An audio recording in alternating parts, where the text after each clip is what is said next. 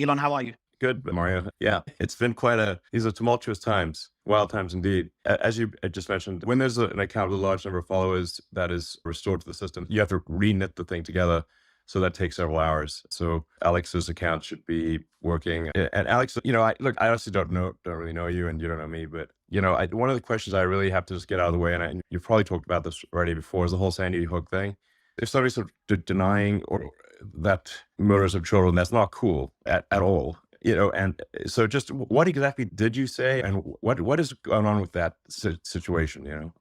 I would like to actually hear what did you say, and yeah. Well, Elon, thank you for allowing me back into the public square so that I can actually tell the world what really happened. I don't know how much would you like the short answer or the medium Well, answer or the long answer? I think at least the medium answer.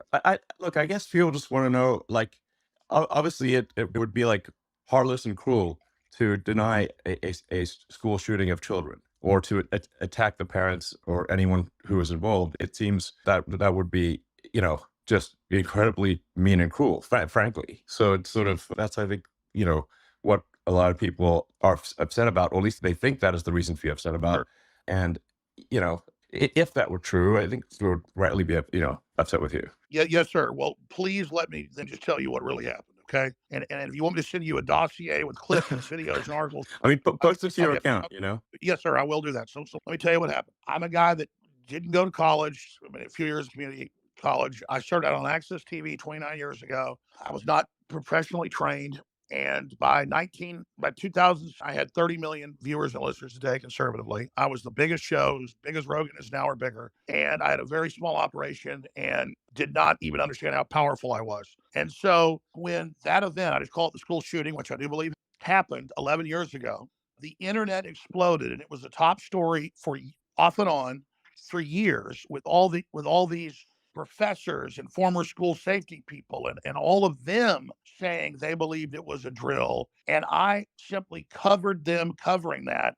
What was entered in court against me in both cases where I was found guilty by judges. There's a judge in Trump's case, not even a jury, in his real estate case. And then years later, after Trump got elected and after I was deplatformed, it made me bigger. And so suddenly I would wake up and there would be sometimes 100 articles or more a day, every major news channel saying that I was currently saying nobody died, currently sending people to their houses, currently peeing on graves.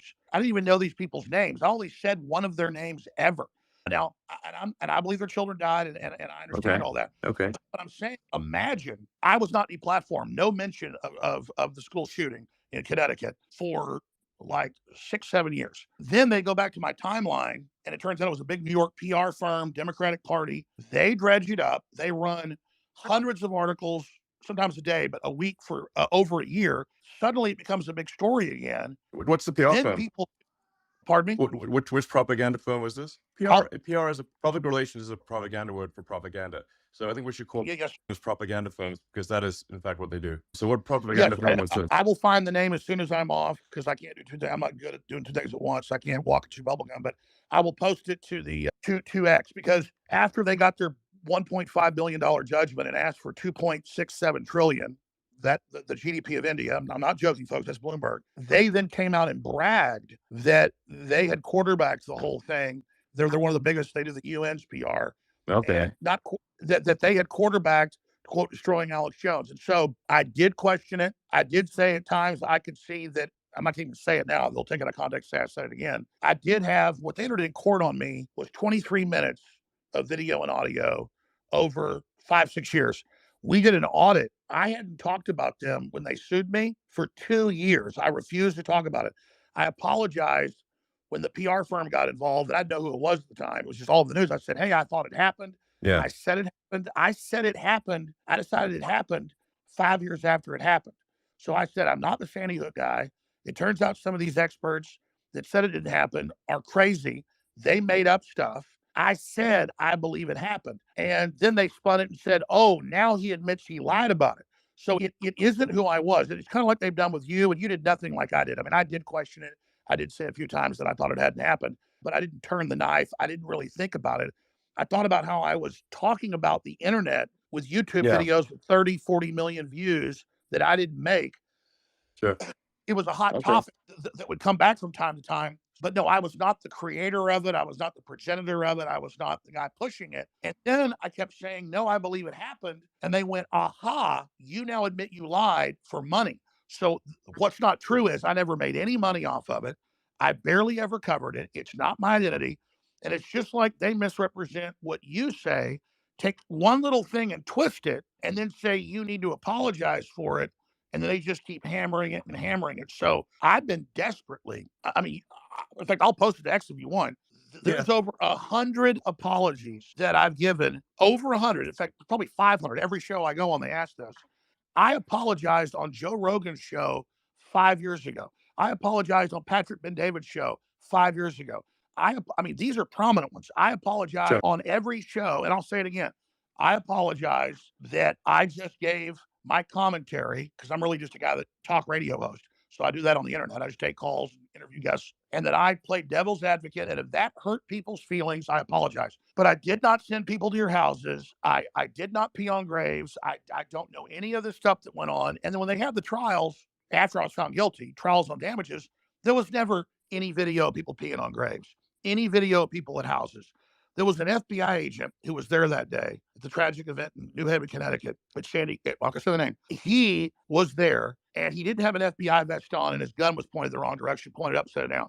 The internet questioned him. When he got on the stand in Connecticut, my lawyer said, has Mr. Jones ever said your name? No. Has Mr. Jones ever put your picture on the internet? No. Have any of his hosts done it? No. Has InfoWars ever put your picture out or said your name? No. What happened to you, sir? One man, he said, called 8 years ago now and asked me if I was really an FBI agent. The jury gave him $94 million that doesn't exist. $94 million that never said his name. So I challenge people to find me say any of their names. I said one guy's name and I apologized to him on the stand. The thing had probably 100 million views on 5 or 6 different YouTube videos of him smiling and laughing before he walked to the mic. I played the clip one time and said, yeah, that looks like he's an actor. I did not attack him, did not come after him, did not say his child didn't die. Look, I don't want to fight with him, though. I said to them in a deposition, I said, I will chop my pinky finger off with a meat cleaver right now. And I will. If you'll just leave me alone and stop saying I made hundreds of millions of dollars off of you and stop saying I'm attacking you. So it's very simple. I have become, and I know what happened. The media ran a year of articles attacking them in my name, saying things I never said as a straw man, enraging them against me. And then, so they've been victimized, they've been manipulated by a PR operation. And so I would love to come on X with the families. I'd love to raise money on this show or your show, Elon, or any of them. I'd love to come on here and raise them $10 million for gun safety awareness next week. I would love to be in an open panel with them. I would love. Okay. Okay. It actually looks like Ed Krasenstein wants to talk. Maybe Ed, could be good to hear from you. Yeah, so I kind of have a question for you, Elon. So let's Okay. say Well, that okay. I mean, this well, is not an no, no, opportunity to interview me. no, it's in regards to Alex Jones though. Okay. It's related. So Okay. let's say Alex Jones or somebody else does the same thing, but clearly directly claims that a school shooting did not take place when we know it did. Does that future person or Alex Jones get banned, or is the new policy that they remain? We need to look at the circumstances there. Like, we're trying to follow here is to obey the law. So obey the laws of the United States, obey the laws of the countries in which X is present, and really do our best to not go beyond the law on the premise that if the people wish the law to be different, then the people will ask their representatives or their leaders to change the law. But otherwise, our goal is to hew as closely to the law as possible. So if somebody says something that is unlawful, then we will take action. If someone does not do something that is unlawful, then we would aspire to not take action. If the laws change, of course, then we will adjust our behavior accordingly. So that's sort of the general approach that we're taking. And now that we have community notes, which, while it's not perfect, I think it's the best fact checking that I've seen on the internet. And so if someone were to post false information, they can be community noted. And, it's always important to say, like, no fact checking system is perfect. If perfection is the standard, you can just basically dispense with all fact checking because nothing will be perfect. But really, it's really how good is the batting average of any fact checking system. My observation of community notes is that the batting average, the probability that the note is correct is very high, much better than anything else that I've seen on the internet. and everything in community notes, the code, the data, everything is open source. So you can independently recreate the outcome of any node as a third party. So it's full transparency. So I think that having the community notes capability is a very powerful. It's the most powerful disinformation weapon that I'm, for actually combating disinformation. I mean, I agree. Yeah. Can I throw something in real quick here? Look, this is why I believe what people were saying and actually questioned and for a little while thought it might not have happened. We were lied to about WMDs in Iraq. We were lied to about anthrax in Iraq. There was Operation Northwoods. There was Operation Northwoods in 2000. ABC News, declassified. The U.S. government planned to stage fake mass shootings and blowing up airlines with people that would take off and would land, CIA, and then they would actually just blow up a drone plane and then claim a mass event had happened or claim a mass fake shooting happened. So Jesse Smollett lied about what he did. Hezbollah and Hamas, Hezbollah ran it, did kill a lot of Israelis, condemned the attack, but it wasn't true that they cut a bunch of kids' heads off. Even the White House and Israel has to admit that. Well, people came out and said they didn't believe that there was proof that Hamas cut heads off. So the establishment view was they did cut heads off.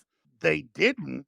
So how do we penalize people that, I mean, if somebody wants to believe the earth's flat, they have a right to, and the community notes and everybody else can challenge them. But it's the establishment lying so much that makes people not believe anything, and then they lose faith in everything. I'm actually worried about this because a lot of my audience is so disillusioned, they think I'm an agent or something too. I'm not. So I don't know how we handle this, but I think the government and the media and the think tanks and the PR firms, the propaganda firms, as Elon rightfully said, have been lying professionally so much, they've poisoned the well where no one knows what to believe. They've created a smoke screen. And so I don't know how we deal with that other than getting the But Alex, I just want to be clear, like, Hamas does have a habit of cutting off heads. Like they're quite proud of cutting off heads. This particular circumstance, perhaps there is some uncertainty, but they do cut off a lot of heads, and that is, there's no question about that. And they appear to be quite jubilant. They're quite happy when they cut these heads off. I don't like Hamas. I don't like the Muslim Brotherhood. I don't like Hezbollah. You're right. That is a hallmark. They're proud of cutting off heads. Is my observation. No, I mean, I agree. Yosemite Sam, his hallmark is shooting his guns and a red beard and he's short. Hamas's calling card is cutting off heads. I totally agree, but I'm saying they do that a lot. You're right. Yeah. Elon, do you mind if I jump in for a second? Hold on. Yeah, go ahead. I'll go to you right after. Yeah, guys, I'm going to go to you right after Vivek. Yeah, go ahead, Vivek. I just wanted to, share one thought in response to Ed's question, which is, let's take the content of whatever speech it was that's off the table, kids being shot in schools or otherwise. I think there's two kinds of ways to worry if you're worried about the spread of misinformation or false facts. One is, let's deal with the content of the speech itself. And Elon talked about community notes as being, imperfect though it is, maybe the best method out there on the internet. And I think that's one set of discussions to have. That's quite a different thing from what the law certainly looks at as the most draconian First Amendment violation, which is what it calls a prior restraint, which is to previously just restrain a person from speaking, period. And I think that is, no matter what the content of the speech is, it's quite a different thing to say that because of who you are or what you have said in the past, you may not say another thing in the future. And so I just think that those are two different concepts. And I just, for one, just wanted to share my experience of my Alex Jones experience, if I may. That is perfectly said. That's because you don't cut somebody's tongue out. Yeah. Even if I did bad things in the past. And but you know what? If people say false things, they deserve to have the consequences for that particular speech aired out in the marketplace of opinions. And community notes is one feature of doing that. And I think that's a legitimate discussion to have. But the idea, first of all, let's just make the observation that if somebody has once said a bad thing, then they'd be restrained from speaking. Most people who have been in a position of prominence in the U.S. federal government would not be allowed to speak again in other forums if that was the standard we were applying. Right. I mean, you think about anybody who's been in the CIA or the FBI in a position of saying that the Hunter Biden laptop story was false or COVID didn't start in a lab in China. So we could go down that whole rabbit hole. But, Well, yeah. I mean, as Alex said earlier, I mean, and this is not meant to be any kind of attack on George Bush, but George Bush II did say that there were WMDs in Iraq. He said it not once, but many times. And that, and a lot.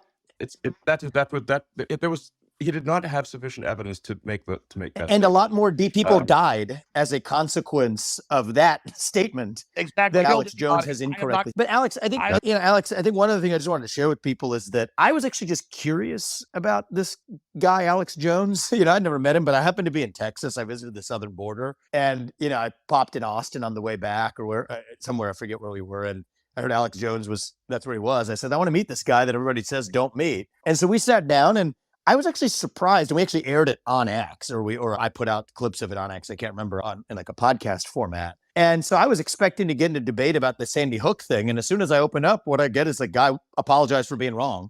And then we moved on and talked about something else. And so for me, it was just interesting and eye-opening. And I think it would be interesting and eye-opening for a lot of people as well to sort of know that there are people who would have ever thought, made some mistakes, said some things that were wrong, and said some other things that were dead right that nobody else was saying either. And the way that we get to the bottom of what's true is actually hearing one another. And when people say something false, they deserve to be held accountable for it. So I think it's a cool thing that, hopefully we're able to have more of that rather than less because of the existence. I mean, if this platform didn't exist, that avenue of sorting out bad speech through more speech doesn't really exist on the internet or in our culture. And so I think that's, in response to Ed, a good thing, not a bad thing, in my opinion. Yeah. And actually, to just elaborate on the public relations firms, PR firms, which really should be called propaganda firms, because that's literally, public relations is literally a propaganda word for propaganda. You can read the history of how public relations was developed. Edward Bernays. Correct. So the way that PR firms actually corrupt the media is actually, in a very significant way, is that journalists are paid very little as journalists, but they can later retire and join a PR firm and make a lot of money on the basis of the articles they've written in the past and their contacts at their publication. So there is actually a strong monetary incentive, very strong, for corruption of the traditional media. Elon, it's so glad you said that, because people don't understand that's how these work. And I'm just now learning about that. The PR firms are so powerful. They're full of intelligence agency former people. So just like a general will sign off on some bad weapon system, then he retires and gets on the major board of the defense contractor for $5 million a year. It's a revolving door. And so that's why when these big PR firms snap and say jump, the media says how high. And you're absolutely, when it comes to fact checking, they're really one of the most nasty, deceptive groups out there. Yeah, they're propaganda firms. It would just make a lot more sense if you just think PR firm equals propaganda. PR equals propaganda. That is literally what it means. And if you read the You're dropping out, Elon. Is he dropping out? Is he dropping out for anyone else? Yes, he's dropping off for me. Elon, you said... Yeah, you just dropped out, Elon. I think you're back now. Okay, is your mic working? It's good now. It's good now. My mic is working, but I'm just back. You were on PR firms. You were on PR firms equal propaganda. Yes, the public should really understand that public relations literally just means propaganda. PR firm means propaganda. And the PR firms have very strong control over the traditional media, because that's where journalists go to retire and make tons of money. So there's a very strong monetary incentive for journalists to do what the PR firms say, because they know that is where they're going to get rich in the future. Bingo. Elon, a question is more for Alex. And Alex, me and Alex were discussing it before you jumped on, is the pressure, if any, that you've faced since reinstating, or since you said you'll reinstate Alex. Now, Alex, kind of referred to extreme scenarios where your life could be in danger because of what you're doing with X. I know you mentioned it briefly in one of the first spaces we had. You made a joke about, hey, guys, if something happens to me, I'll never commit suicide. But how much pressure have you faced in recent months? Obviously, we've seen the back and forth with a few organizations that are trying to censor others. And has that increased since you reinstated Alex? I mean, at this point, reading the sort of legacy media is just depressing. I accidentally, once in a while, will go see like Google News or whatever, or Yahoo News or whatever, some random thing. And I'm like, this is just, I mean, frankly, the quality of the propaganda isn't even good. Look, if you're going to do propaganda, at least make it entertaining. And I find it's dull, boring, it's, and just not even well written. Well, that's right. They'll put out one thing and then they all parrot it. It's a dog. It's like lazy propaganda. It's like work harder. We've got Andrew Tate here as well. Andrew, how are you? Andrew, your mic, is it working? You got to unmute bottom left corner. Can you hear me? We can, yeah. How are you? Yeah, I'm good, friend. I'm in the middle of a poker game, but since this is the battle for humanity against the Satanists with its constant deception of the populace, I thought I would jump in and say hello to everybody. Your thoughts, Andrew? We had your brother on earlier, Tristan, come on earlier. Your thoughts on Alex Jones being back on X? I'd rather hear his thoughts on Elon Musk being the biggest maverick of the last 500 years. I'm not kissing ass here, Elon. I mean, you've got big ones, man, on every front. You are literally overturning the entire power structure. I was just going to say this and let Andrew get in, but I just want to say this while you're here. I mean, you are literally changing the entire paradigm, and you've definitely got the system scared. And so everybody needs to support X. Everybody needs to support the sponsors on X. I personally am doing all my Christmas shopping this year with all the great gadgets and stuff that are on X. But I'm going to shut up now. But I would imagine instead of talking about Alex Jones, I'd like to hear Andrew Tate talk about or ask questions to Elon Musk. Yeah, well, Alex is certainly a friend of mine. I've known him for a long time, and I'm extremely happy he's back. I've celebrated that publicly, but Alex nailed it. Elon is taking the biggest risk here. It takes unlimited energy to propagate lies. You have to continually repeat them, and you have to continue to try and falsify information and hide the truth to keep lies afloat. And this simple purchase, you call it simple, the purchase of a simple website has literally cracked the matrix in real time, and it becomes extremely difficult now to run the psyops they were previously running and enslave the populace, which is their primary goal. So Elon is a hero, absolutely. And the risks you are taking, Elon, I don't think many people at home actually understand the gravity of the risks you are taking, because your ability to speak freely is heavily leveraged against your insignificance. You're only allowed to speak if nobody listens to you. And if you get big and people start listening, they're going to come at you hard. And I think I'm not completely versed, but from what I understand, Elon's already suffering the lawfare tactics, which they're going to do. They're going to keep pulling out the hat to try and slow him down. Andrew, let me interrupt before I forget. I don't give him any attention. The same law firm that came after me with these PR firms. You've just dropped out, I think, Alex. It's just dropped out. Anyone else can? Yeah, I think he got a call. No, you got a call. Yeah, go ahead, Alex. There is a 3-letter agency running this. Not all of them, but let's just say it starts with a C and it ends with an A. Sorry, go ahead, Andrew. Yeah, absolutely. And there's liberal NGOs which will sponsor agents of the Matrix. They'll sponsor females to end up in a house party and then lie to try and then put you in a Romanian jail cell and get you sitting with the cockroaches in a dungeon. And it's a very scary world where you get to a point where you're only trying to tell the truth, and they're going to punish you for that using endless lawfare. And this battle has only just begun. But the Matrix has truly cracked now, and it's going to be extremely hard to lie to us like they did before with X, the way it currently is. And I think it came at exactly the right time. I almost, without trying to sound pessimistic, there was a point where I kind of felt like I was losing hope. You couldn't tell the truth about anything. Everything was a lie. Everything from head to toe was a lie. And they're trying to lock us all back in our houses again, and we can finally talk about it. It's truly heroic. And Elon's taking massive risk, and the respect I have for him for doing that is enormous. Absolutely. I mean, this is what happened. I'm going to shut up. So I want to hear from Elon, but this is so historic. Elon Musk's courage, and it's true, I'm saying, has broken the back of the globalists. They'll never be able to turn this around again unless they have a nuclear war. Elon Musk has broken their back. Yeah. Well, I guess some people are afraid to die, but I am not. And you know what? It's kind of crazy because I was talking to someone the other day and I was explaining, they were asking about my seizure, how they took all my houses, all my money, all my cars, blah, blah. And I said, you never truly own anything on this earth anyway. You can have a piece of paper that says you own it, but if you piss off the government structures, they just get a judge to stamp a different piece of paper and you no longer own it. The only thing you own is your soul and your integrity. And this is the one thing they cannot take away from you, no matter what they do to you. And that is the best feeling on earth. It doesn't matter if you can sell your soul to the devil and repeat what they want you to say, but then you truly own nothing. And Yeah, I think I that as history books look back on this pivotal moment, when X was finally freed and the information of the world could finally be spoken freely, I really do believe we're on the right side of history. And if you were to ask me if there's anything worth dying for, it would be for the freedom of humanity and to be on the right side of history. So I agree with you absolutely, Elon. Yeah, absolutely. I'm just generally in favor of civilization and the furtherance of civilization. And I think we should always be concerned that we can regress as a civilization. And if you study history, you can just see the arc of one civilization after another as the civilizations rise and fall through history.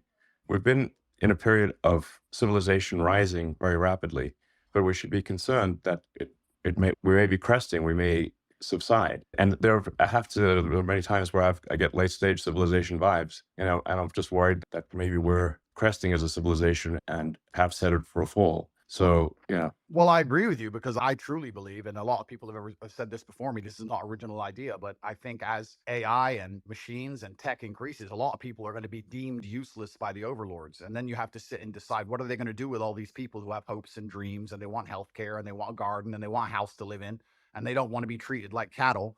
They're going to become extremely inconvenient. So I don't think many people at home understand that this war cannot be avoided. I've had a lot of people who understand why they threw me in jail in Romania and understood I've done nothing wrong. And they said to me, why do you take up this fight? Why you don't just delete your Twitter and disappear and drive a Ferrari all day? And I explained that this war cannot be avoided. You're either on the front line and you're fighting for something, or you're sitting waiting to die. You're waiting for the Mongol horde to come over the horizon and chop your head off. No, I There's no totally way out agree. of it. And just to throw this in there, if you read Elon, I knew you were doing great work. When I saw you 6 months ago at the World Government Summit, where they're all saying we're going to make everybody eat bugs and we'll make the decisions to put microchips in them, and you said, we don't want a centralized system. We want a diverse system. We want firewalls. And I don't agree with this Tower of Babel you're building. They know that we go through cycles, and they want to artificially create a great reset collapse, in their own words, to make everybody else poor, consolidate power, and they'll have a smaller type 2 civilization for themselves. And I think you're trying to build a type 2 civilization, or even a type 1 civilization, I should say, for all of us. And Right. you said we need to have a debate about going interstellar. We've got to expand Yeah. or we collapse. And Elon Musk is saying, correct me if I'm wrong, you don't stay in stasis. You either expand or Correct. you collapse. They're Yes, artificially exactly. creating. You either grow or you collapse. You don't. The steady state is basically an impossibility. So you have to pick it. You have to make a choice. Do you want to grow civilization, or do you want to decline and collapse? And because steady state is it's not stable. So, and I say we grow, and I say we expand, and we have more humans, and we become a multi-planet species and a spacefaring civilization, and ultimately be out there among the stars. And I think that is the exciting, inspiring thing for the future. Not a declining human civilization that dwindles to nothingness and where humanity dies with a whimper. And that's the bottom line. I think it is the battle of people who believe in humans and humanity and want it to expand against people who are so selfishly going through the earth and so selfishly oriented that they don't care about expanding civilization. They just want to control the humans that are currently here. And Andrew, I totally agree with you. I totally agree. Let me throw this caveat on it, because I've read the writings of Bill Gates and Klaus Schwab and the Club of Rome. They know we could easily expand. There's plenty of room, hundreds of billions of known galaxies. They know that this is just a seed that's going to not just grow into one giant oak, but an entire forest, an entire universe. And so they want to shut everybody else down because they can't deal with competition. Elon Musk, that come out of the general public, they want a global tyranny so they can direct it and control it, so that they direct the expansion. And we can't let that happen, because they literally talk about it in Agenda 20, the official UN plan, a 90% world population. So we need to go with the Elon Musk plan. And that's why I tell people that get upset, they go, Elon Musk is involved in every advancing technology. The globalists are pushing that too. Well, technology is like a gun. It's whose hand it's in.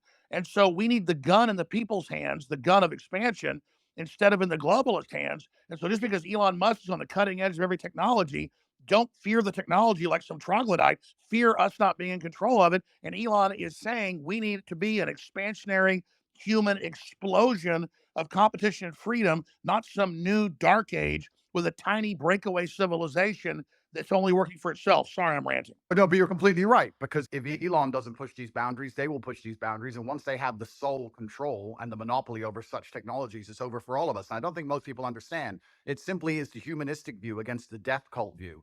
And there's people in the world who have they have no interest in growing humanity, no interest in advancing the species as a whole. Their interest is in power and control, and all they want to do is have absolute power over the people that currently exist. And you can talk about all the perverse reasons they want to do those exact things, but it's truly scary. And all the people at home who don't really understand the gravity of this fight, they seem to think it's right wing, left wing. Yes, exactly. They're thinking about it the wrong way.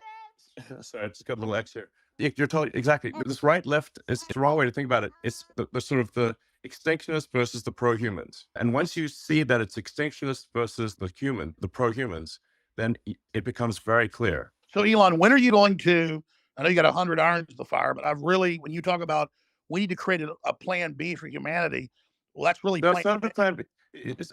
I mean, I think an alternate master plan, because the globalists are controlled right now. You're trying to wrest control with us, helping. I mean, when are you going to put out your battle plan, or are you already putting it out in pieces? no. I mean, what I'm saying is that actually, I think we should expand humanity. Like basically, we should have basically more kids. You know, population should increase, and we should become a multi-planet species, and make life multiplanetary, build a self-sustaining civilization on Mars, and then ultimately, this will be long after I'm dead. probably, but well, almost certainly we can go to other star systems and go out there and I don't know, maybe we'll find some long dead alien civilizations. And I don't think we want to be one of those lame one planet civilizations that never got beyond its own planet.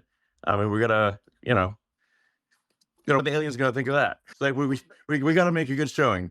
Team Human. Let's yeah, go. and that would absolutely that would be LFG. certainly disappointing. But it's essential, and truthfully, it's so amazing we'd even speak about these things. Only 2 years ago, you couldn't even speak about these subjects, but it's so pertinently obvious to anyone who pays attention. And it is scary. And expansion and humanistic views are certainly the way to progress. And it has to be done. There's no other way. Just like a business, just like you guys said, if you stand still, you die. And it takes a few brave people to break the matrix. You have to break the dam. And I think bravery is so important because it puts a crack in the dam, and it shows that if there's people out there brave enough to risk getting canceled, risk lawfare, then it's going to inspire bravery amongst the rest of the populace. And it becomes extremely hard to lie to brave. And I think that's one of the largest pandemics of Earth today is bravery. And when I say bravery, I don't mean that in any kind of negative connotation. Bravery is being full of love and loving the people around you and sticking up for your community and loving where you live and loving your country. And it's brave to do those things. And it's love. What do the that's gonna crack globalists the teach matrix us? in the end. Children are bad. We're ugly. Humans create all this racial division. They want us to hate each other, so we just Yeah. give up, roll over, so the globalists can have the future. I would just Yeah, like and to I think say the here. globalists are short-sighted too, because the thing is that you can't really separate yourself from civilization. So I think those who are sort of advocating, like it's really, I think it's just logical to be pro-civilization. You don't actually necessarily have to be altruistic.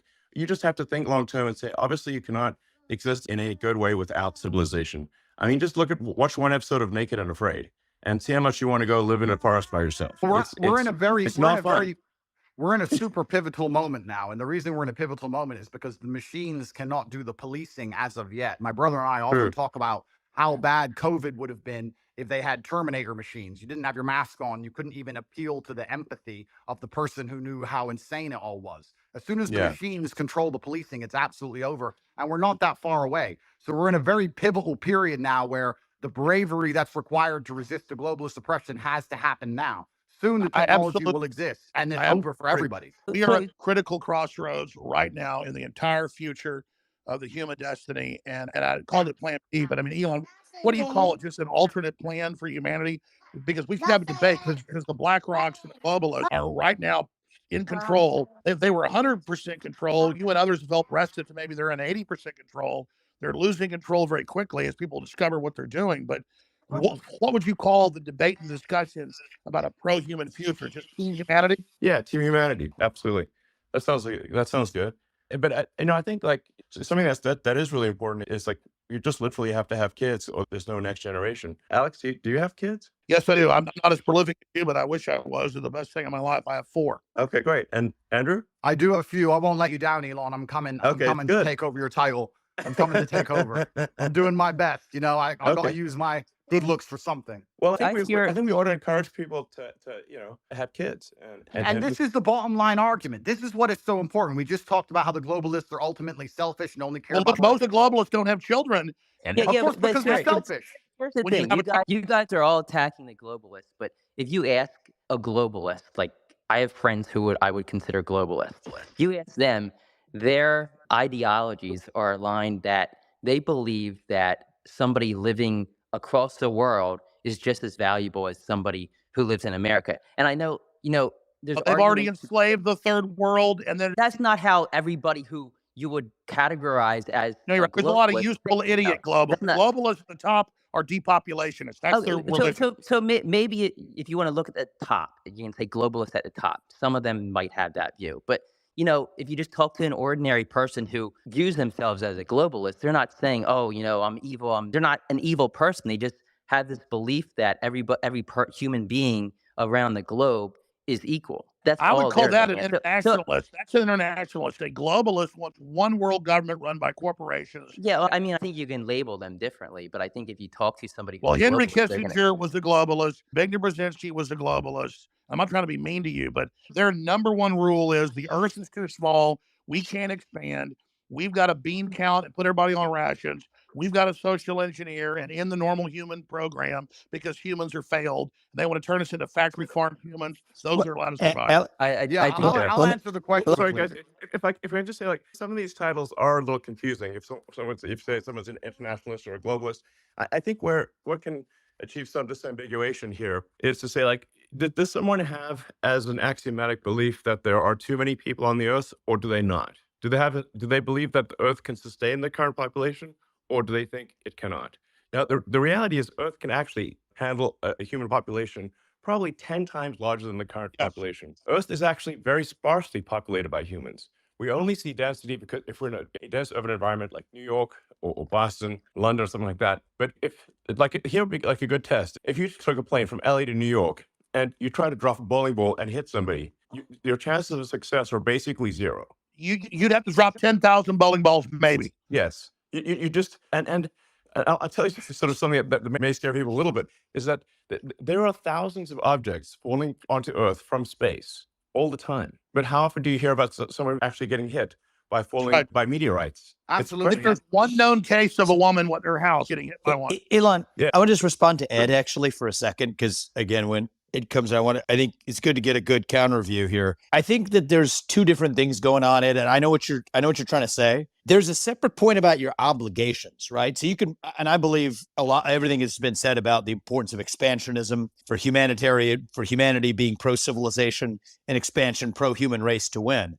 That's like a separate axis, though, from saying where are your obligations where you are, right? So we talked about procreation and family. Then we talked about the nation. Well, look, I have two kids. As a father, my moral obligation, I believe, is first and foremost to my family. And then, let's say, as a president, my moral obligation is to the citizens of the nation that I lead. And then you can worry about hunger in the Congo or whatever else needs to happen in the Darfur or in other places. And so I don't think that you're saying necessarily that life... Charity begins at home. Exactly. And that's not saying that life abroad is any less valuable inherently. And so when you say, like, the globalist view is that all it's saying is that all life is equal wherever it is on Earth, it's not like, I think an alternative view is countering that. There's also just a separate place in terms of where you're situated. Where's your obligation, right? As a father, it's to your family. As a president, it's to your country. And just because you believe that's the hierarchy of your obligations means somebody else is the leader of one of those other countries. And that's an obligation that they have too. But that's like a different discussion. Well, the neoliberals in their own PR, they're the ones doing the worst things on the earth. They just say, oh, we want global government because we want to give Africa's representation. Then they lock them down for 3 years and starve 30 million of them to death and then organize them to flood us as a political underclass. This is cold-blooded Henry Kissinger's State Department Memorandum 200. I mean, it's not black and white. I think there's two different conversations. Wait, but can we just... I'm sorry. Go ahead, Andrew. Go ahead, Andrew, and then we'll go to Dave. Andrew? What I do believe is black and white is simply, if you read a history book, you'll see the worst things that humanity have ever done have been done with good intentions. That's what's so bad about evil acts, is that people think they're doing the right thing. And that's the most dangerous thing about it. And this idea that they look at all human life as sacred and all the same, I actually disagree. I think the reason they will prioritize people in a third world country, for example, you'll say it's because they see us as equal. I think it's because they see us now as spoiled and annoying. They don't like that we need pensions and living space and healthcare. They simply want slaves in a robot class, and they'll do anything it takes to get it, and they'll get it from anywhere they can. And when someone comes along and says, well, my intentions are good, I'm not interested in that, because you can name any Holocaust or any atrocity in history that people didn't think they were the bad guys. They often thought they were the good guys. And I guess the easy way to look at life is you want to be having as many children as possible. You want to pray other people do the same, and you want those people to enjoy freedom. And anyone who's coming along restricting speech, restricting access to certain things, restricting movement, all they're doing is trying to restrict so they can control. And nobody in a history book ever who did that either was the good guy. I think it's very clear to see who's on the right side of history and who isn't. And I advocate freedom for everybody. If I disagreed with absolutely everything Alex said, I'd still be glad he's back on X. And these people can't even handle a different opinion. Do you think they're going to allow the people of a different opinion to them to share water or share food or share anything else once they have? And the reason they don't want another opinion is they want to misrepresent what Elon Musk or Andrew Tate or Vivek Ramaswamy or any of, I'm telling you, they want us silenced so they can lie about what we said. Yeah. I agree with you. I agree. Jackson, I'm going to go to you right after Dave. I mean, I'm just saying, I agree that with you there. I think that a lot of the media and a lot of these platforms do want to silence voices because they want their voice to be heard louder. So yeah, I definitely hear you there. I definitely don't. I definitely, as when it comes to globalists, I think, it's not black and white. You're not either a globalist or you're not. I think people fall in between, and there's different reasons for why people might feel one way about one, you could say globalist idea and another. So I mean, I don't like painting people like, with a black and white pen, because I feel that everybody falls somewhere in the middle. All Can I I just know say, is this, that there are people that want a corporate world government whose aim is depopulation, not giving the general public access to technology by lying about resources and literally saying carbon dioxide that plants breathe is evil, and then telling us the world's going to end in 2030 and the ice caps are all going to melt, and none of that's true. So our children basically give up on the future, decide not to have children. That's all I'm saying. And Elon Musk is promoting an optimistic, pro-human future that the science and evidence shows is real and that we need. Gentlemen, I have to Yeah, go. yeah. I just want to be sort of exactly. I want to be very clear about See my you, Tate. position. I'm super pro-human, and I mean all humans. Humans in America, humans in Somebody's got their Africa, thing. and Somebody's everywhere got else. their phone open in the bathroom. Yeah, that's Vivek. Vivek, that's your phone, Vivek. I'm not able to mute you. Vivek, go ahead, Elon. sorry about that. So, well, I hope you feel better. I now. feel great. Thank you. Sorry about that, guys. So yeah, I'm super pro-human, like for Team Humanity here, and I just think we want to make sure that people have a positive view of the future. And like I think I encounter a lot of people who have actually very pessimistic conclusions about the future. And if you try to unpack that and say where does that pessimism come from, and I think like these are like good people, like they have good intentions. I think they think about things often come from is believing that there are too many humans on the planet. This is false. Earth can easily sustain far more than the current population. But they've been told this thing and they've believed it, and it is false. And I'm very pro-environment, obviously. Bye, Andrew. I might have done more, I'm certainly, I might have done more, for sustainable energy than maybe any single human. So I would consider myself an environmentalist, but I also believe in physics and reality and not sort of being alarmist about things.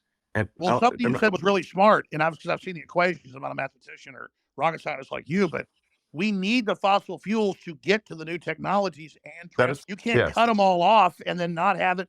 They're blowing up the bridge that gets them there. I would like to say, my final point, I would like to say, I often get asked by people who follow me, they say, who do you think who controls the world? Who do you think the Matrix is? And I use the Matrix as a very simple way to explain that they purport a false version of reality that everyone buys into to keep your mind occupied so they can extract your body heat from you for the soulless machines, which are essentially the globalists we're talking about. And I try and say that I still believe that we run the world. There's a lot more of us than them. We still control the world. It's just down to what we will accept and what will allow them to do to us. And that's why bravery is so essential and so important. And I know I can come across as brash with my message, but no, you're not. I'm telling 16-year-olds, when I'm telling 16-year-olds to go and get rich and buy a fast car and train hard and go to the gym, etc., because these young men are far less likely to blindly comply. And it's extremely important that they don't psyop the next generation of young masculine youth. And that's why the system was scared of you, Andrew, because you were doing a version of it to shock them out of it, to show them how to have a destiny, how to have desire, how to want to be into the future. And that's the same thing in a different. You're right. We still control the world, and it's down to what we will accept. And it's going to take bravery and love. You need to love the people around you and love the human race and love the place you're from. And I just want to wrap up by saying that I would never kill myself. And if they put me back in that dungeon to starve, I hope you will all do your very best to get me out, because I'm in a very. We will, Andrew. Love you.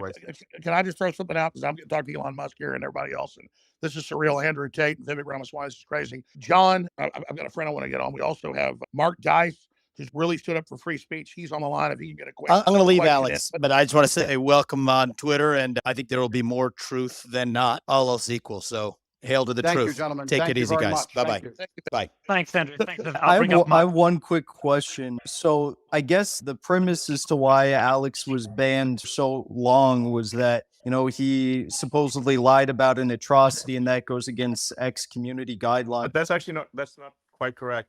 At least obviously this was before, I acquired the company, but the actual reason for suspending him was he basically insulted a journalist.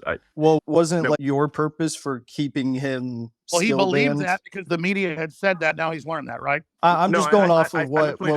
I just looked at the logs for reason for suspension. That was basically a third strike violation. The third strike violation was insulting a journalist. Yeah. This was not my decision. This is literally the Twitter logs of the old people that used to run Twitter. This is what they Yeah. wrote. I guess what I'm saying is like under your leadership though, the suspension was kept in place. I remember you tweeted out because you're not going to bring someone back who lied about, the death of innocent children. So if that's the case, then and we're going to uphold things fairly and firmly for all ex-users, can we that like if Alex or anyone else on this panel lied about Sandy Hook or an atrocity again, that they would also be banned again? You already answered that. Yeah, I've He already did, answered yes, he that. did. It- Yeah. A- It just And if depends on that the okay, context. so That so will if that be is the stage, ca- if well, that let is him- the this case, platform will, let- will let's hold adhere on. to the law, and we will adhere to the law. That is what this platform will do. So if somebody says it does something illegal, then they will be suspended. If they do not do something illegal, then we will try our best to avoid any kind of permanent bans unless someone does something fundamentally illegal. Elon, I don't know. I know we don't have time. We're just trying to stay true to the Constitution of the United States in America and the laws of the country as decided by the citizens. Elon, in the How time are of you God, going, Alex? and Elon, way more interesting. And I just asked one question of Elon. Elon, it's great having you here in Texas. You're kicking ass. You're Texas through and through. Your whole spirit. We love you. Whatever happens with Trump down the road, should we change the Constitution so you can run for president? Would you ever think about that? I would like to stay as a technologist and build rockets and electric cars and technologies that hopefully have a good effect on the world and advance civilization. That would be my preference. I would not like to be president. So I would just like to build things that are further civilization. I think that's smart. That's I my mean, I think that's a smart answer. Are you concerned if the deep state establishment, it's not just one group, is able to kill Trump or not let him run for office for the repercussions? I mean, are you optimistic for the future currently, or just how do you feel about the election coming up? Well, I think it will not be a boring year. That's for sure. I think it's gonna be eventful. I suspect. I don't know.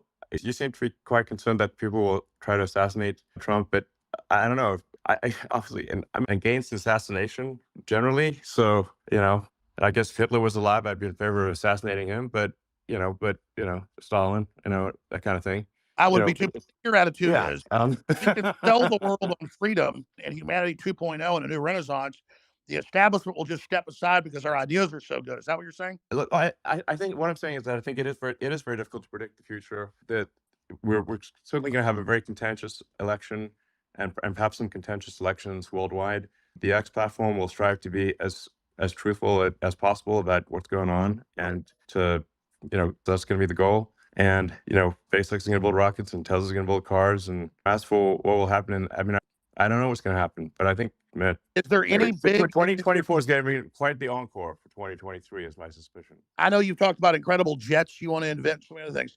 Is there any other big invention you've got on the drawing board in the back of your mind that you haven't announced to the world that you want to tell people about today? No, this would not be the forum for announcing any new products or technologies. I mean, that we do have, the Neuralink chip, which I know some people might be concerned about, but that's really something that will take a very long time to, be in any kind of widespread use. We've got the first use. The first patient will get a Neuralink chip. This is a quadriplegic, and it will enable them to control their computer and their phone. And then, And my uncle was in a motorcycle accident and he was having seizures about to die, couldn't even walk. He got one. It's not one of your brain chips, but a brain Yeah, chip. And actually he can walk and talk and is happy now. So Yeah. that's not bad. Exactly. So, I mean, it's the regulatory stuff on this is very intense. So, the first one will have, you could think of it sort of like a telepathy. You can sort of control your computer and phone just by thinking. So it's kind of like telepathy. And then the one after that will be, I don't know, we're trying to think of a name for it, but you can think of it like blind sight. Even if somebody has lost both eyes or lost the optic nerve, is completely blind, we can actually give them some amount of sight. Ultimately, I think high resolution sight, Geordie LaForge from Star Trek, you could actually see in multiple wavelengths. You could see ultraviolet and infrared, and even see radar if you want. And by the way, for people that don't know, Elon's not lying. Even in MIT papers, they've actually done tests. That's what they say though, is I know the problem is just narrowing the sight to our bandwidth.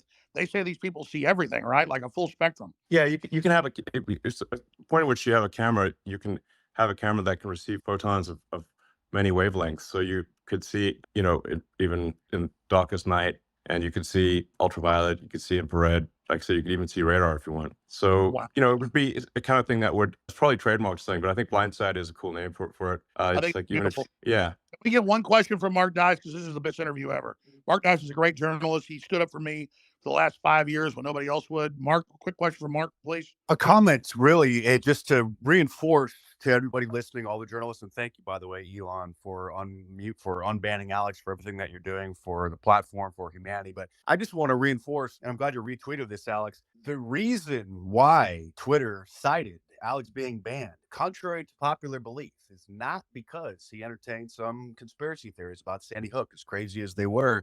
And Elon just confirmed that the Twitter logs said this. He confronted Oliver Darcy, a public figure on public property, when he was working in the capacity of a journalist, and they cited that as But Mark, that's old harassment. news. Let's move on from Alex Jones. Well, We're talking to Elon Musk. What's your question for Elon well, Musk? I didn't see the Twitter file in the Twitter files. Can you release data about the choices that were made regarding the trending list? Because the trending list drives the news cycle, as you know, and they can create a self-fulfilling prophecy by manually inserting topics in there, getting people to talk about them. It becomes a topic, it becomes news. Did I miss that in the Twitter files, or was that just not released? I would like more data on the manipulation of the trending list to manipulate the news cycles over the previous ownership. Yeah, well, there was a significant manipulation of the trending list, and worldwide. I mean, you can just, I'd say, like, as a general rule of thumb, whatever conspiracy theory you've got about Twitter is probably true, even more true than you think it is. Are you taking So precautions? now, I think the path to having a sort of a clean system is maximum transparency. So that's why, like, for community notes, the software for community notes is completely open source. You can see every line. The data for community notes is completely open source. You can see the data, you can see the logic, and you can independently create the community note conclusion. So you can tell right away if there's manipulation. And there's always going to be with these things, it is not black or white. There's always going to be some degree of manipulation, but you just want to try to put as much sunlight on it. As I say, sunlight's the best disinfectant. You want to have it be as clear and transparent as possible. This will minimize the amount of manipulation. So the more visible something is, the less it is in the shadows, the cleaner it will get. Will not be perfect, but it will be much better than something that is hidden. One other point, I hope that you're making precautions for the possibility of X being banned from the App Store, using it as a save to home screen type of a feature. As you know, that's probably a very real possibility over the next 12 months. But one other thing here, and again, appreciate your time. I would also just politely ask that the InfoWars account and Owen Schroyer and Rob Dew, they're employees of Alex, be unsuspended. They were lumped in with that initial suspension. And maybe I think it's time. I do believe CNN violated the terms of service of harassment. They posted a video a while ago, years ago, showing them harassing a poor old lady because she shared something on Facebook that originated from Russia. And you could see on the house, they show up to her front yard, you can actually see her address, the number plate right on her house, and that's still on Twitter. So, But Mark, let's not become. Yeah, exactly. yeah, I just kind of want to troll them, give them a taste of their own Well, medicine. But anyway, I do want to be clear that doxing, which includes revealing the pseudonym of someone. So I want to be clear. Sometimes some publications have claimed that revealing the pseudonym of someone is not doxing when it obviously is, will result in at least a temporary suspension. We will be very reluctant to give permanent suspensions, but we will give temporary suspensions for any kind of doxing activity or anything that endangers the health of another person in a meaningful way. So, And so that I includes take it you major don't like Nikki. publications. It does not matter who you are. It doesn't matter how big you are or small. Now, I should say this, there is one, we do have a UN exclusion rule, which is that if it's a head of state recognized by the UN, even if they say things that are, kind of crazy, which they do, then we don't suspend a head of state. Just for the same I reason think that the that's UN good, allows heads because of state to say crazy things at the UN Assembly. But I because think we need that's to hear. probably We for the need to greater hear. good. We need Yeah, to I hear think that. what everybody has to say. I was just going to ask, I guess you don't like Nikki Haley's idea of basically doxing everyone? No, I hate it. Yeah, So that's that's crazy. The thing is that a lot of people obviously would face repercussions from their employer or from their government or from some organization if their identity is revealed, and that therefore inhibits the public dialogue. So people, there've been professors who've been suspended for favoriting things on old Twitter. They literally got suspended for just tapping a favorite button. This is so you can say, like, look, if a tenured professor can get suspended from their job for just liking a post on the X platform, then obviously there is some need for people to be able to post things anonymously. Otherwise, they simply will not be able to speak their mind. Absolutely. They're losing their job. It's anti-whistleblower, but I just want to say this, because I think the community notes is the best thing ever. Even if somebody says something really horrible, I think there should be some buffer zone to at least let them respond as much as they can before they get banned. Because what I see everywhere is the PR firms will say somebody has said something they didn't say. They create this woke mob response. Then the person's taken down. And then most of the time, it's not even true what was claimed. General? Yeah, we're very much going to err on the side of freedom of speech, which is really just saying, in America, we're gonna uphold the Constitution of the United States, and that's what we're going to do, and uphold the laws of the country. And if the laws change, we'll then change our behavior to match the laws, and we'll do so. And we also can only match the laws in other countries, because sometimes people will say, well, why don't you demand freedom of speech in some other country in the world? I'm like, well, we don't make the laws in that country, and if we don't adhere to the laws of the country, they will simply cut us off. And so, we can't do more than that. So we're basically. What about the other factors, Elon? Before going to General Flynn, you've got obviously laws, but you got the revenue still running a business, and you've got external pressure.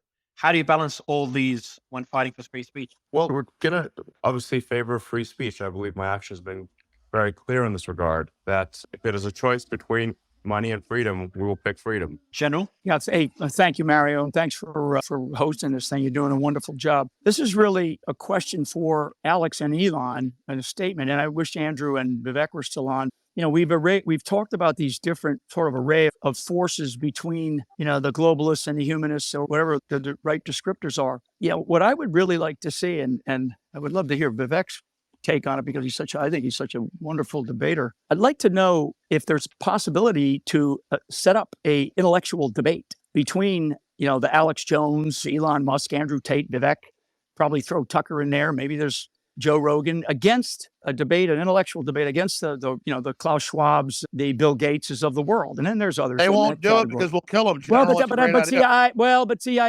I disagree. I mean, this is how we fight today, right? We are fighting in an information domain. Andrew, I wish he was still on, because I'd love to hear his take. Because, Andrew starts to imply, and there's a lot of people that imply this, we're going to move to something that we don't want to, a place that we don't want to be, because of this. Frankly, what I see is a globalist takeover, and I'm all with you, Alex, and you and I have talked about this a lot. But what I would really like to see is an intellectual debate and a challenge. Otherwise, because 2024 is going to be, for the United States, is going to be a historically consequential moment in history. And I would prefer that extraordinary session that I've been listening to for the last couple of hours here. And I would really like to hear, at least Alex, because you're on, and I think Elon's. What do you think about setting up some type of intellectual debate, or at least array on X?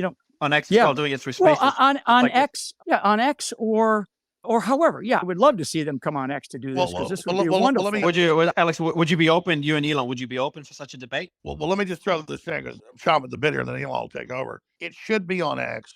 They had the last Republican debate, and it had like 5 million viewers. This is going to have 50 million viewers. We keep acting like dinosaur media even still matters. It should only be held on X. And I would love to see it in this format, or with an added video component to it. Yeah. Yes. We're Challenge their intellectual idea. I'm sorry. Okay. That's my point. That's my point. Yeah. We have to challenge their intellectual arguments. Yeah, I agree with the general. What's Hold on, Laura. I was just going to say that from a feature standpoint, we are working on adding video to Spaces. So it'll just be a simple thing where you can turn video on or off, and then whoever's speaking at the video will switch to them, just like if it's like a group call or something like that. Oh, wow. So that, I think, will help. It's because it's helpful to see people's body language as I speak. It conveys more information if you can see their face and their body language, if they wish to. When do you think that will? We hope to release that functionality before the end of the year, but certainly by early next year. Huge. So that's a big technological. That's a big one. That's big. Yeah, I'll go to CJ. CJ. That's very big. So that's pretty, frankly. But yeah, it'll be cool, I think. Yeah. It's just fascinating how far Spaces. I remember being on Spaces since the early days, pre-Elon. To see how far it's gone, and to be able to have discussions like this. I don't think the audience understands there's never been any platform where voices from all sides, voices that were sensitive before, all speaking in one place. Oh, let's be clear. There's been more innovation since over than the whole Exactly. put forth. I'll jump Yeah, off, but I just want to say come a thanks long to way Elon. since the rather embarrassing Ron DeSantis situation. It's Yeah. like, I mean, I really have to credit the X team for making massive improvements to spaces, because it basically did not work at scale until a massive amount of work was put into it. It obviously broke rather embarrassingly in the Ron DeSantis situation, and we didn't realize how fragile and weak it was. And since then, we've put massive work into making spaces actually robust and be able to have, you can have at this point millions of people listening simultaneously, which is Elon, quite difficult to do. Elon, I've never seen an interface that works this good. I mean, you've got a whole how you're doing this. And General Flynn did bring up the best question in the last 2 hours. So I'm sorry I was like getting so excited I interrupted the general. He's absolutely right. We should be challenging them to debate us.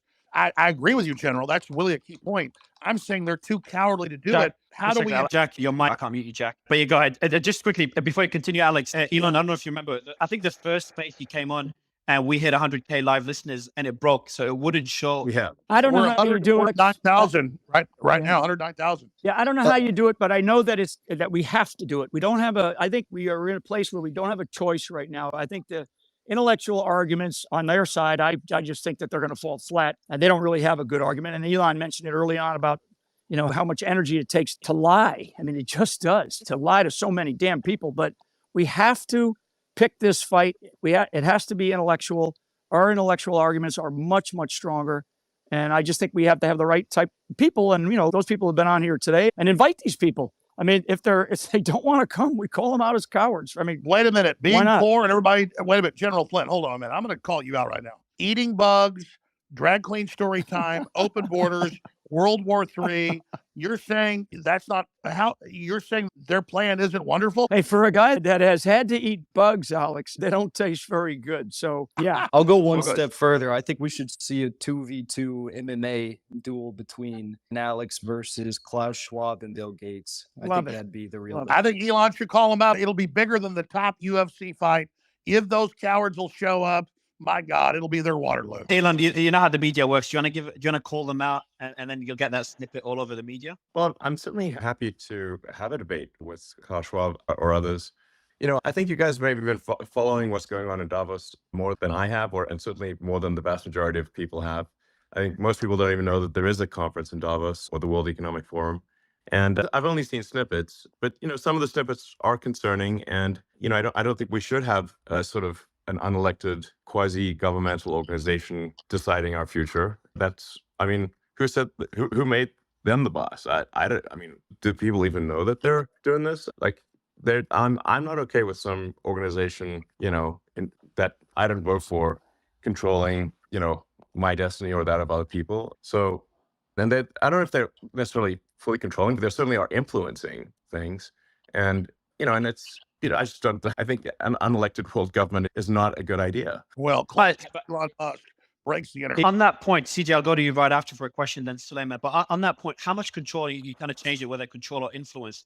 Because on one side, you've got people that say, they control the world. Every decision is kind of influenced, or, they make that decision behind the world. On the other side, there's the people making the argument that they're trying to do the right thing, and things are being taken out of proportion. It's full of conspiracy. Where do you think on that spectrum, in your opinion, we stand? Well, I mean, the original premise of the World Economic Forum was to have some kind of forum where there would be interaction between government leaders and commercial leaders, sort of heads of corporations and governments, and that there'd be some forum for them to talk.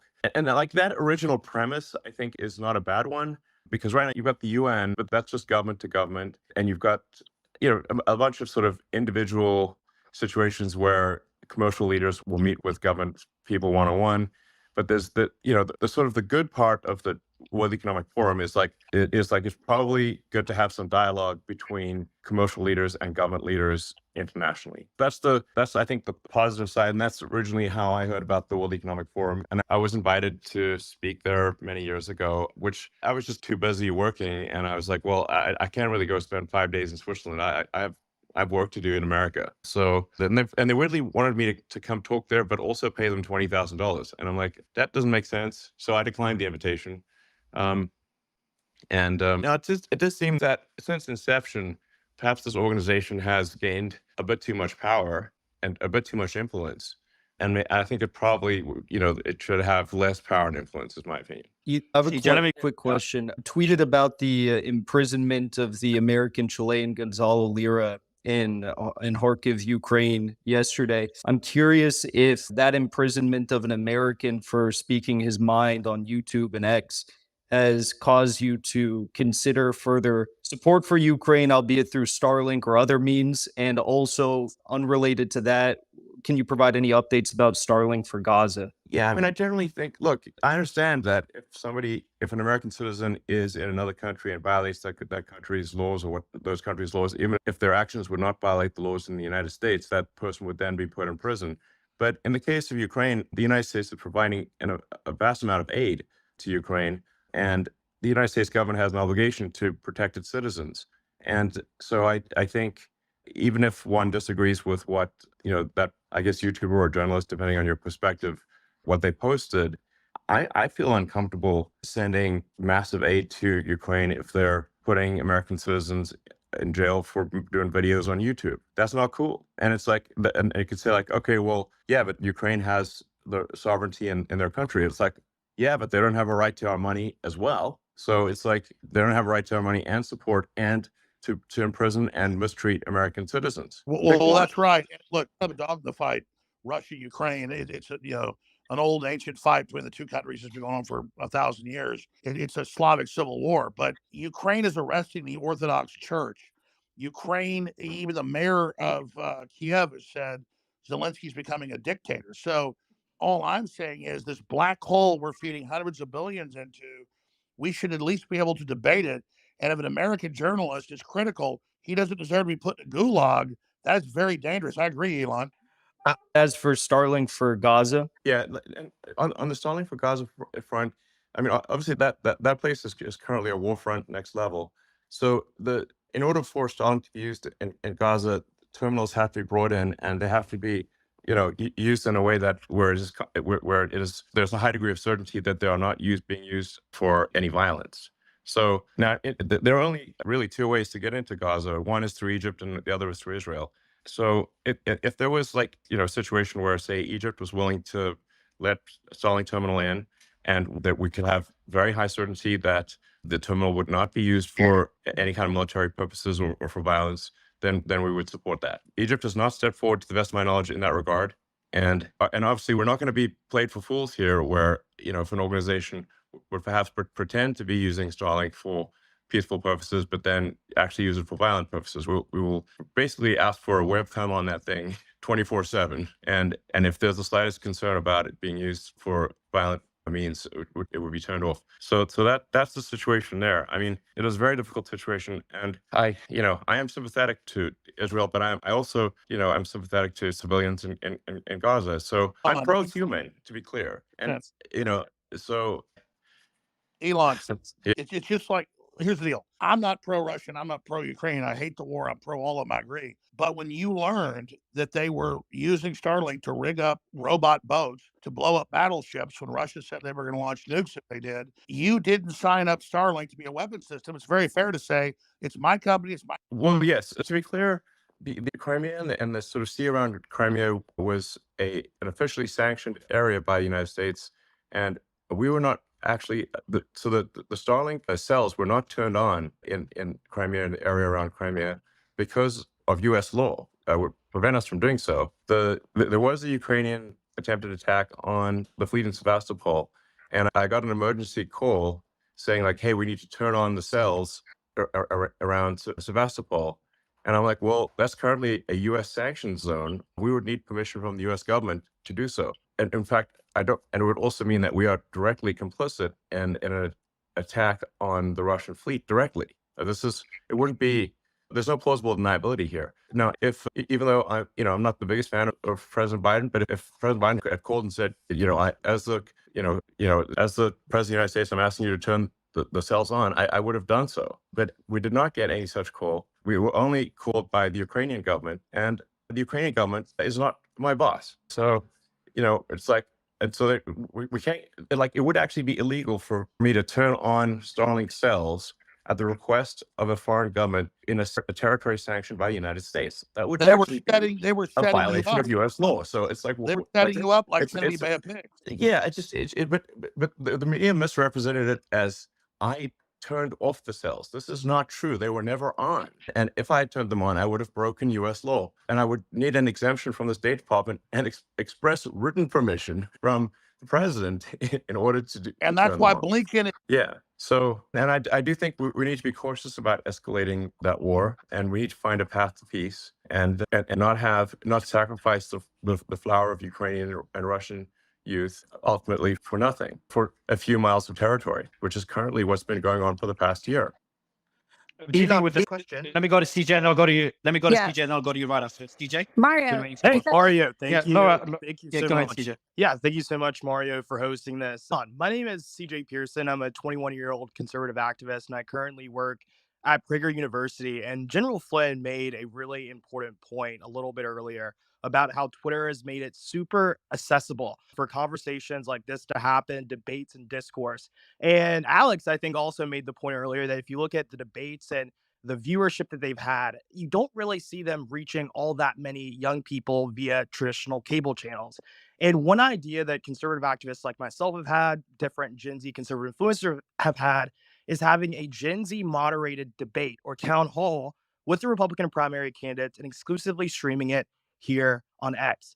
What would you think about something like that? Do you think that would be a way for America's next generation to hear different ideas that they obviously aren't hearing currently on their college campuses? Well, actually, I don't believe in but I think that not doing it on the X platform makes no sense. Things should be done on the X platform because it is the most widely accessible platform. It is where you will see it has by far the most reach. The X platform has by far the most reach of anything. Although like I don't this conversation might top out at maybe a few 100,000 people live, but it will probably go viral afterwards, and probably have 10 million people listen to it, or 20 Well, million. on the Mutiny space, we had 18 million listeners from memory. Yeah. No, so the way to think of this platform is that there, on an average day, there are over 250 million people on the platform. That's an average day. Some days it's more like 300 or 400 million, and a really crazy day could be like 500 million. So at times we're starting to approach 10% of all humans who are online are on the platform. Well, Elon, So it's a very bottom big line number, is, and we're not Elon, even, and we're obviously not active in China.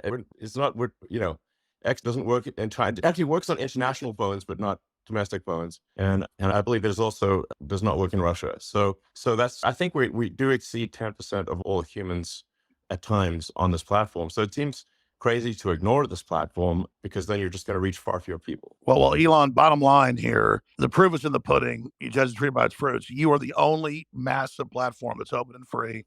People are hungry. It's exploding. This is the example for the world, and we're trying to stop war. We're trying to create a pro-human future. This is what this is really all about. I've been very honored. Alexander, before you're honored, just to give you an idea of how Spaces works, and just in the last couple of hours, that was meant to be an interview with you. Then Elon jumped on, Andrew Tate, his brother. We just had Vivek jump on, and Matt Gaetz just jumped on as well. Loved it. And that's one thing with Space. You just never know who could come up. Matt, how are you?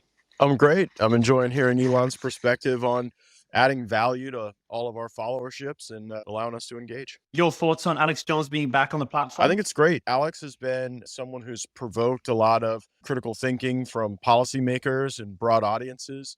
Of course, there are things that I'm going to say that would offend people, things that Alex would say that would offend people, but I think they'll just have to be offended. I think it enriches the discussion to have Alex back. Yeah, I've got a few questions. My first question is, we've seen extremely positive steps in terms of the return of Alex Jones. We've seen the return of Andrew Tate. We've seen the return of President Trump. And so X is definitely moving towards a free speech platform. My question is, when will we be able to get to a situation where it's completely free speech and it's just based solely on following the legal laws of the country? I know it's a process and it takes time, but how far do we envision this happening? How far in the future? Well, I think we've made dramatic progress over the past year. It's only been a year since the acquisition closed, and it's been quite difficult we had to not just keep the wheels on the bus, but upgrade the bus while it's going down the highway. Well, Elon's cut out. Thomas Jefferson said, "We will not be transported to the state of liberty on a feather bed."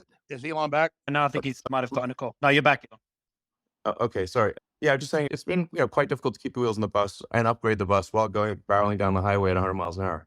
So that's kind of where but I think we've made tremendous progress in a year, and I think that progress is accelerating. So we keep cleaning up the code base and simplifying it, providing more transparency and providing more clarity, and obviously improving freedom of speech and getting closer and closer to the law. And I just want to say, with respect to the law, I am a strong believer in the law.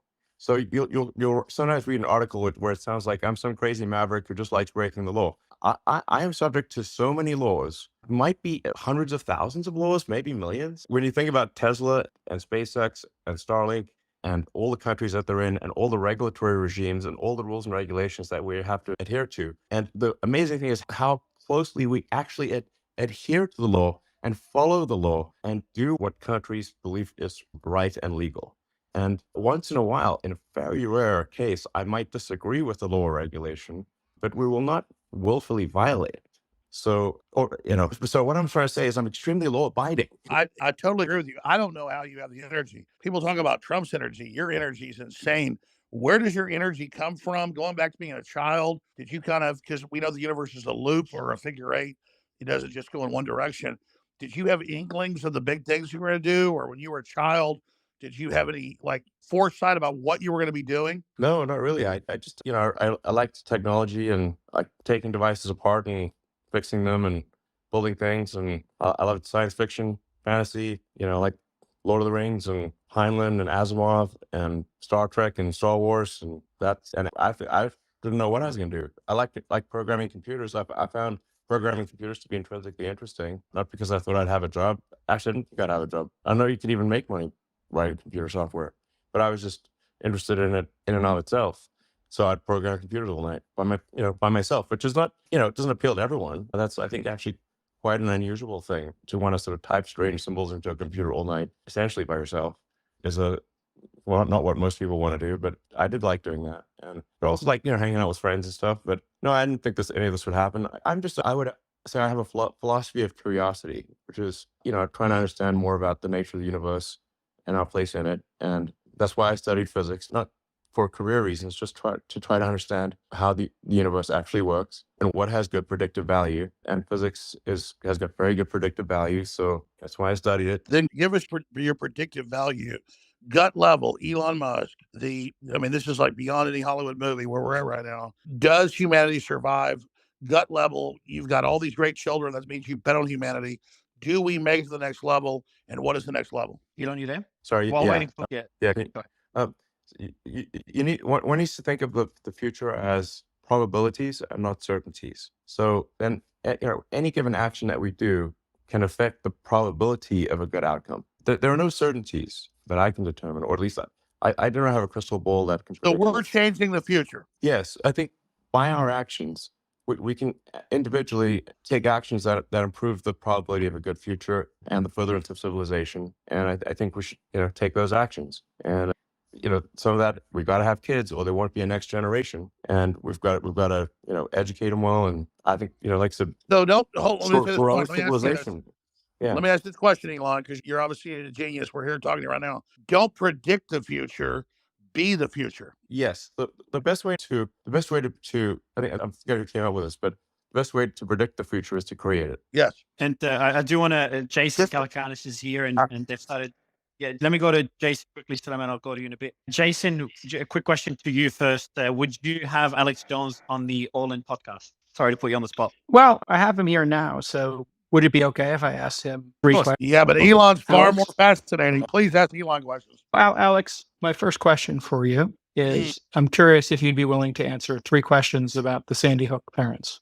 Oh, great. Yeah, sure. Go ahead. Well, I mean, you now have your freedom of speech and you're here. So I think a lot of people are wondering what theory or evidence led you to believe that was a fake, staged situation. He's already answered these questions. Yeah, every time we're here on Spaces for the first time. Let's ask him. No, he already answered this like minutes ago. Yeah, let me answer this. Everything I say is misrepresented. You'll say I'm saying it again. I believe it happened, and I'm sorry, and I apologize, and I'm done. Okay. And so what did you get wrong about that situation? Like I've what led already you? Because you've investigated these situations many times, right? That's kind of what you do No. as a journalist or an entertainer. And so, what did you get wrong there? And then, Elon, what let me real answer your world question. harm did it do? Let me answer your question. I respect Elon. I answered his question. I said it's probably the last time I'll ever talk about it.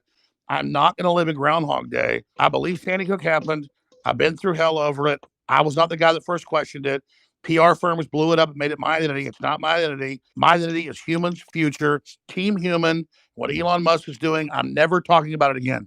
That's your answer. Got it. Okay. So what would you do differently in the future, when going after some conspiracy theory like this? And do you believe that when you go after these conspiracy theories, they can have real world harm, i.e., your fans knocking on the door of parents? Yeah, I get it. If I would comment on what people are saying on the internet, when something has 50 million views, I will be blamed for their questioning. So I'm very careful about that now. I didn't realize I had 30 million viewers a day back then because I wasn't looking at the analytics.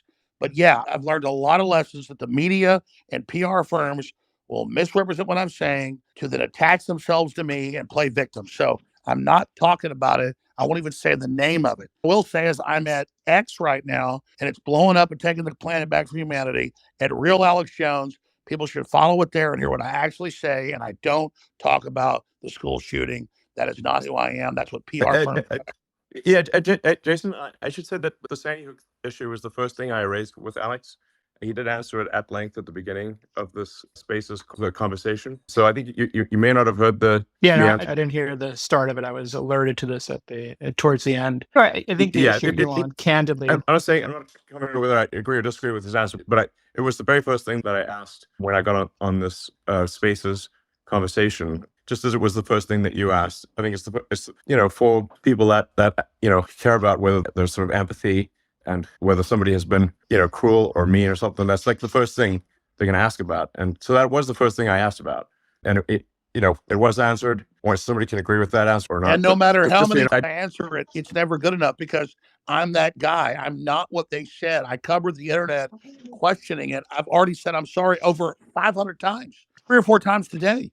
But it's always the same question. I'm not that guy. I won't even say the name of it. Yeah, I think people actually will eventually get tired of you answering the question. And for someone who started out, who's listened to the whole Spaces, they probably are actually tired of you answering the question, to be frank. I certainly am. Patrick, you there? I am. Can you hear me? We can, yes. Fantastic. I don't have any questions. I just have a comment to make. The biggest thing is, and I heard Jason's question, and I know Alex answered it at the beginning with Elon, opening it up with him. I had Alex on, I don't know, Alex, it was a couple months ago or something you were on. We had a great exchange together. The best part about this is the following. I applaud Elon for the fact that, just a few months ago, he said he's not going to have Alex on. And then after seeing what the audience wants, the survey comes to 70-30 and keeping that commitment for allowing Alex to be on. The people who have different strong opinions, who are humanists, who want to defend freedom of speech, defend the same rights that we have, we're finding each other. And I just want everybody to remember this.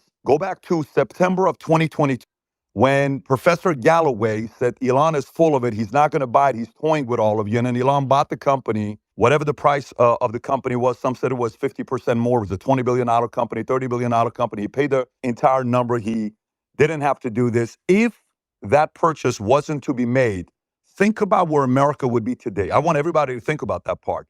It's been 13 months since then. It's pissed a lot of people off. The fact that, Elon, I applaud you for standing up to folks who you're saying what you're saying to advertisers, where what do you have to do? Be a slave to them? They have to constantly put that fear in you.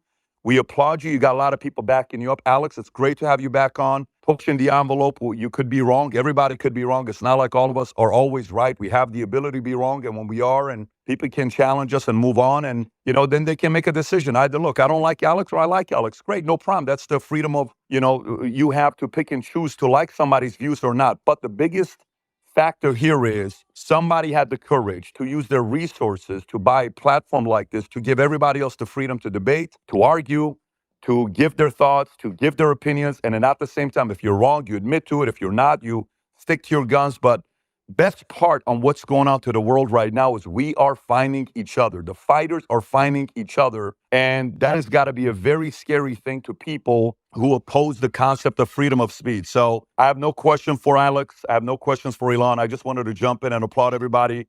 even those who debate, even those who agree, even those who disagree. Future looks bright. The right people are finding each other, and I applaud all of you. That's all I wanted to say. So, Patrick, beautifully said, brother. Remember, Patrick, I apologize for Sandy Hook on your show I 5 years remember ago. that. Remember that, I Patrick? remember that. I remember that. Patrick, question for you then. You've been here a few times and you've uploaded Spaces and X. When is the show? I think you've got 2 million subscribers on YouTube. When will the X version launch? When will the X version launch? I've never had a conversation with Elon. We've never had a sit down. I totally support what they're doing. Right now, what we're doing is we're starting to upload all our episodes on X, as well as we're putting on other platforms. But the direction this is going, with a few asks that was made where we can now watch the video on 2.0 speed. I'm a 2.0 speed guy. I like to speed it up. X marks the spot. X is it. No, I totally see it going that direction, but no, I mean, look what's going on right now. Look at this live. How many people are on right now? I don't know what the number is. 118,000. 119,000 on a Sunday, where I'm sitting in my backyard right now watching my 4 kids play soccer, and we're able to jump on and have a conversation like this. This is insane. The power of what's going on with this. This is the future. I think this is just the beginning, and the right guy is driving it. So future looks bright. Sev? Yeah, this question is for Mr. Musk and Mr. Gates. So during the 2020 election cycle, we saw a lot of people be either deplatformed or noted for making claims of election fraud.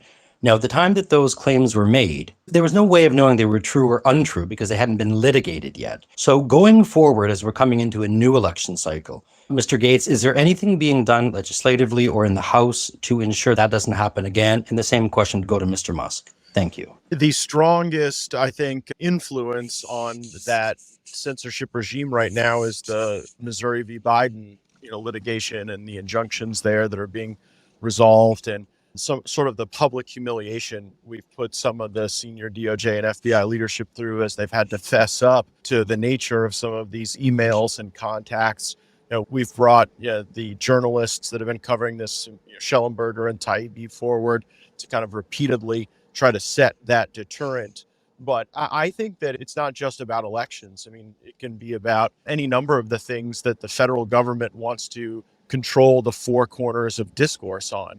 And these are the people who would have would have banned Galileo. And yet when people want to share evidence or experiences or concerns, you can't have the Department of Homeland Security and CISA working alongside NSA and FBI on those projects. Otherwise, people start to fear that if they're not proactively censoring, that they run afoul of some sort of legal regime. And it's also sickening if you just track the extent to which a lot of these senior lawyers oscillate back and forth between big tech and the senior positions in our government that decide these things. So Republicans in the House should be taking a stronger stand. In my view, we should be putting riders on the funding for CISA and FBI so that anything that would occur there would be so clearly outside the law that it would draw sanction. But instead, we continue to govern by these continuing resolutions that don't gate resources away from that censorship.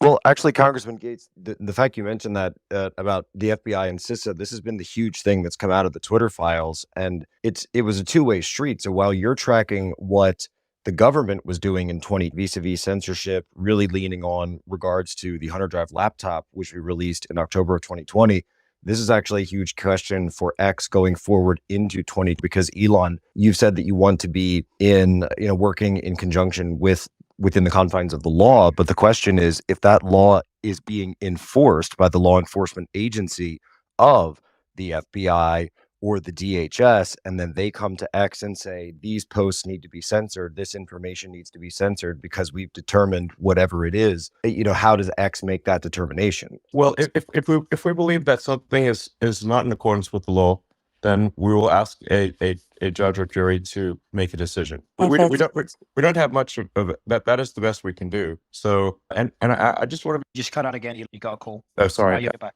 Yeah, I just want to be clear that the X platform will aspire to be as neutral as possible, and that's and to be as open and transparent as possible.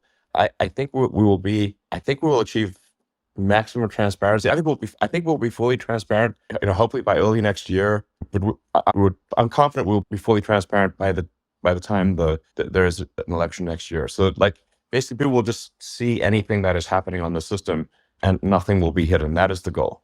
Well, if those agencies, though, the FBI, the DHS, et cetera, if they reach out to X, I believe they called it defensive briefings in 2020 regarding, which eventually culminated in the censorship of Hunter Biden. If they started reaching out again, would that be something that you or the team, and no, I can understand if you don't want to answer now, but you would consider making public? We will be as transparent as possible with that, Yeah, and frankly, if I think a government agency is breaking the law in their demands on the platform, I would be prepared to go to prison personally if I think they're the ones breaking the law. Redheads, and then Alex and Benny. Great, thank you. Hi, everyone. I'm Josie. I'm the redheaded libertarian on X, and I'm a revolutionary historian, and I do outside media work at timcast.com.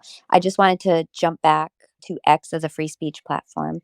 Elon had mentioned constitutional speech will be protected, and there's some confusion as to what that constitutes. Constitutional speech. So I just wanted to help kind of clarify that for some listeners who might have questions. So the speech and expression which are not given protections in America under the First Amendment include incitement, defamation, fraud, obscenity, CP, fighting words, and true threats. The government does have power to make blanket regulations on speech, including time, place, manner. That's usually done in the form of permits. And when it comes to slander and libel, those are defamation adjacent and need to be proven, as there's no such thing as a false opinion under the First Amendment, only a false fact. But many times, by the time the due process is through, the damage has already been done. I mean, we saw that with the Me Too movement, particularly with Justice Kavanaugh. We saw that with Alex Jones, the Tates, Nick Sandmann, Kyle Rittenhouse, where the kind of propaganda machine took over and truth was lost for a period of time. So when it comes to obscenity, that's the hardest constitutional violation to prove when it comes to the expression of that, because it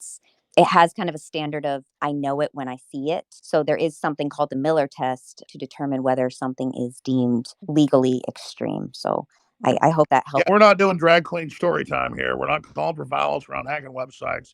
We're promoting freedom. That's why we're censored. Yes, Alex? exactly. Yes. Hi, I So, just Alex, wanted to, no, you're good. I just wanted to thank Elon for his commitment to free speech, reinstating Alex, of course, welcome back. And I just wanted to, I think it was Mark Dice earlier who raised this with Owen Schroyer's ban. I just wanted to note that it didn't have anything to do with the InfoWars thing. It actually had to do with the fact that he called for people to come to a rally, and Media Matters actually did a hit piece. And they said that it would violate Texas's social distancing order. So that's how they actually got him banned, was through a Media Matters hit piece.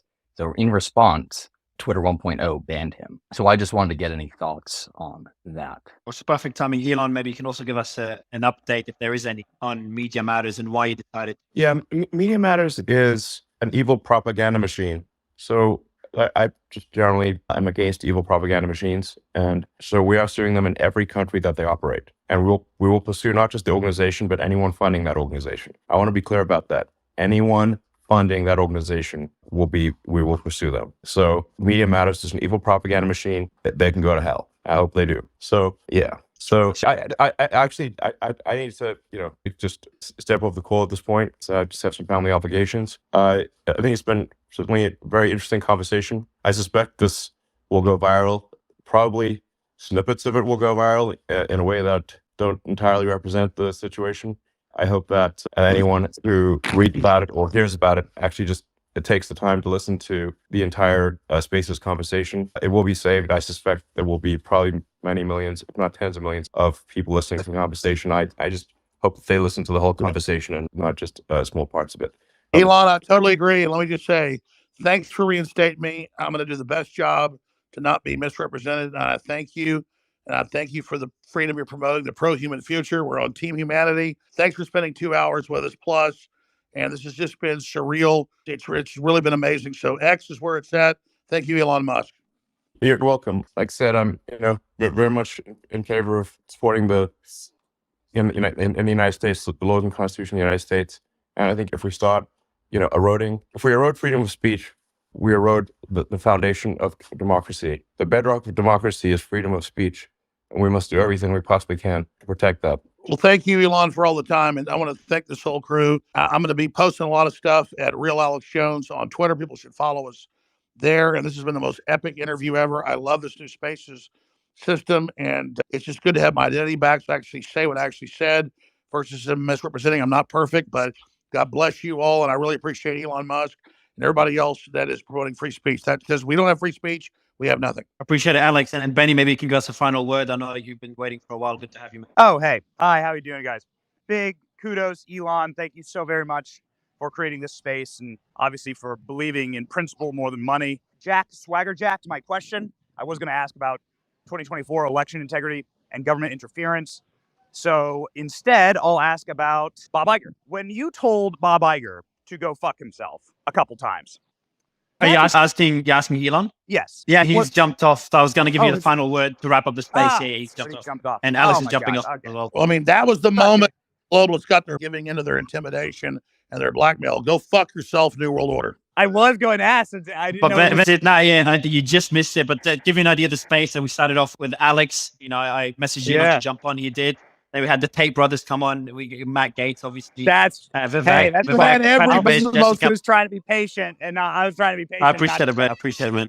That was good to have you. Just like Patrick Bet David, I'm here with my kids. So unlike Vivek, I'm not going to piss live on this, but you might hear a crying baby. All right, good to have you, man. And good to have everyone. Alex, your final thoughts on the space, man? It was pretty epic comeback to Eggs. I don't think it's pretty epic. It's way better than Alex Jones. It's humanity deciding.